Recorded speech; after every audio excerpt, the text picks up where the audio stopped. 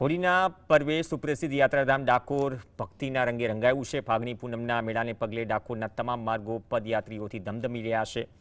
હાથમાં ધજા અને મુખમાં જય રણછોડના નાદ સાથે શ્રદ્ધાળુઓ ઉમંગભેર આગળ વધી રહ્યા છે। ફાગણ સુદ 11થી પૂનમ સુધી આ માર્ગો પર ભક્તોનું મહેરામણ ઉમટે છે। કોઈ પણ થાક કે ચિંતા વગર શ્રદ્ધાળુઓ મનમાં રણછોડરાયજીનું નામ રટતા પદયાત્રા કરી રહ્યા છે, જેના કારણે લાંબો રસ્તો પણ શ્રદ્ધાના જોરે સરળતાથી કપાઈ રહ્યો છે। દર વર્ષની જેમ આ વર્ષે પણ ડાકોરની જે રૂટ છે ને એ રૂટ ઉપર નાનાથી લઈને મોટા પગપાળા કરીને એ લોકો ધજા લઈને અને સંઘલોકો કેટલાક સંઘલોકો પણ સાથે ધજા લઈને એવી રીતે જાય છે કે એવું લાગે છે કે આપણે કોઈ હિન્દુ પર્વનું મેળાનું તહેવાર છે અને 4-5 દિવસ ચાલવાનું છે।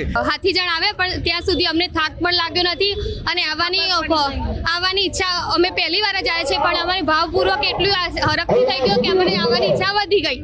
સોની ચાલી ઓળો અમદાવાદથી આવું છું અને રસ્તામાં કોઈ પણ જાતની તકલીફ પડતી નથી। ખૂબ સારી સેવા કેમ્પોની વ્યવસ્થા હોય છે, કોઈ જાતનો થાક લાગતો નથી। ક્યારે પહોંચી ડાકોર ખબર પડતી